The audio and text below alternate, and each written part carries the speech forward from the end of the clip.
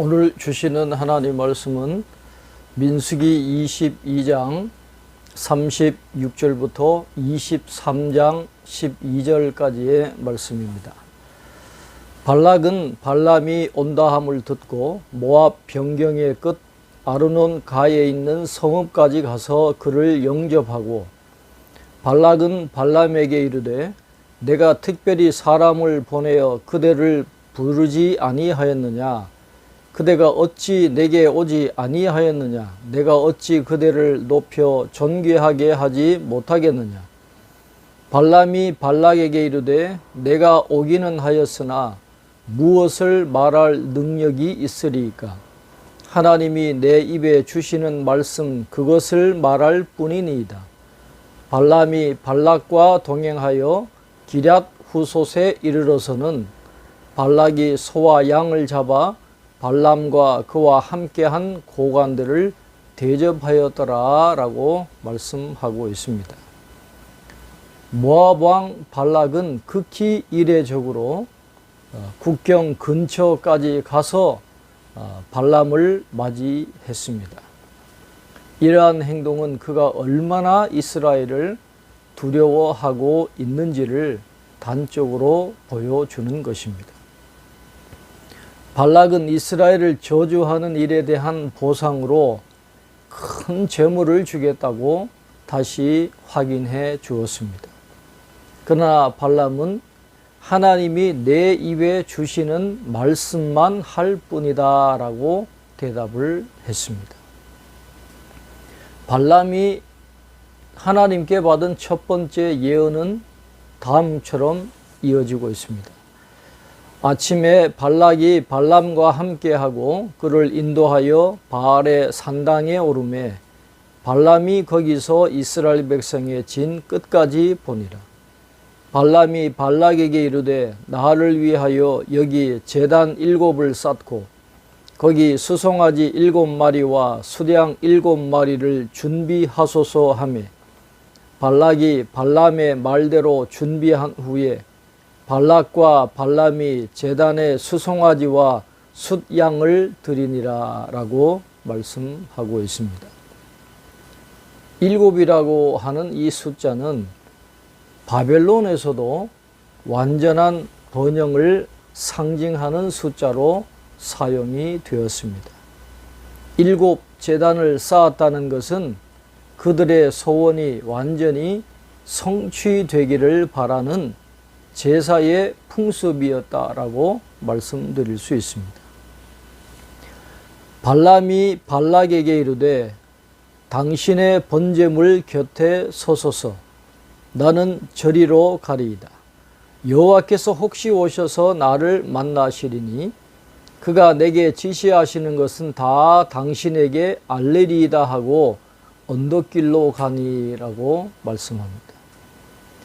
이들은 이방인의 제사 방식으로 하나님께 협력을 구하여 하나님의 백성을 저주하고 멸망시키려고 하는 모순된 시도를 지금 하고 있습니다. 이와 같은 헛된 종교 행위는 하나님을 떠나 하나님을 대적하려는 망상에 빠져 있는 인간의 보편적인 현상이라고 할 수 있겠습니다. 당시 이교의 복술가들은 항상 신접하거나 점괘를 얻기 위해서 전망이 넓고 사람의 발길이 닿지 않는 높은 산 꼭대기 암벽이라든지 또 벌거숭이가 된 장소를 찾는 습관이 있었습니다.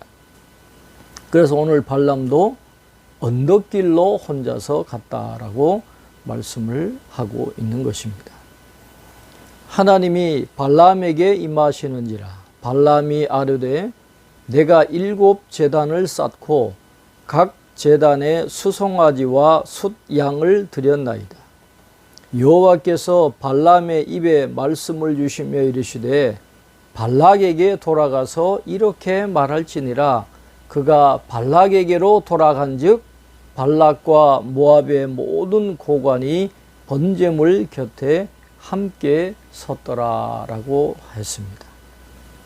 하나님은 뇌물에 가까운 재물에 헛되이 마음을 두시는 분이 아니라 주권적인 섭리를 가지시고 이 역사 속에서 행동하시는 분이십니다.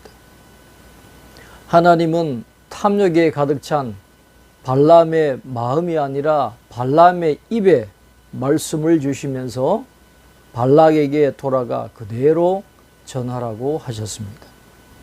발람은 하나님을 만났지만 전 인격이 변화되지 않았습니다. 그래서 하나님은 단지 그를 도구로만 사용하시는 것입니다. 발람이 예언을 전하여 말하되 발락이 나를 아람에서 모압 왕이 동쪽 산에서 데려다가 이르기를 와서 나를 위하여 야곱을 저주하라 와서 이스라엘을 꾸짖으라 하도다. 하나님이 저주하지 않으신 자를 내가 어찌 저주하며 여호와께서 꾸짖지 않으신 자를 내가 어찌 꾸짖으랴. 내가 바위 위에서 그들을 보며 작은 산에서 그들을 바라보니 이 백성은 홀로 살 것이라. 그를 여러 민족 중에 하나로 여기지 않으리로다. 야곱의 티끌을 누가 능히 세며 이스라엘 4분의 1을 누가 능히 셀고 나는 의인의 죽음을 죽기 원하며 나의 종말이 그와 같기를 바라노라 하매라고 말씀합니다. 하나님의 도구가 된 발람은 이스라엘을 축복할 수밖에 없었습니다. 첫 번째 예언의 요지는 이스라엘을 저주할 수 없으며 이스라엘은 다른 민족과 구별된 우월한 민족이라는 것입니다.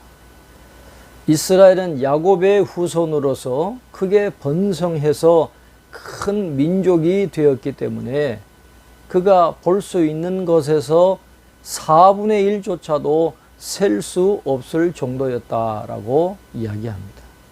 발람 자신도 이런 복을 받은 이스라엘처럼 살다가 죽기를 원한다라는 것이 첫 번째 예언의 요지입니다. 발락이 발람에게 이르되 그대가 어찌 내게 이같이 행하느냐. 나의 원수를 저주하라고 그대를 데려왔거늘 그대가 오히려 축복하였도다. 발람이 대답하여 이르되 여호와께서 내 입에 주신 말씀을 내가 어찌 말하지 아니할 수 있으리까 라고 말씀합니다. 발락은 발람이 이스라엘을 저주하기만 하면 이스라엘이 모압에서 도망갈 것이라고 굳게 믿고 있었습니다. 그러나 발람은 하나님의 도구였기 때문에 어쩔 수 없이 이스라엘을 축복했던 것입니다.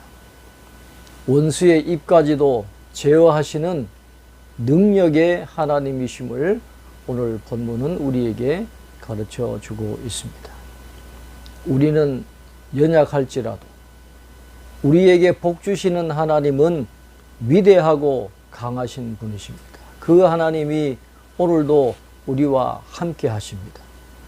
헛된 세상에 마음을 두지 말고 세상에서 구별된 존재로 힘들겠지만 그러나 하나님의 자녀다운 삶을 살아가는 오늘 하루의 삶이 되시기를 주님의 이름으로 축원합니다.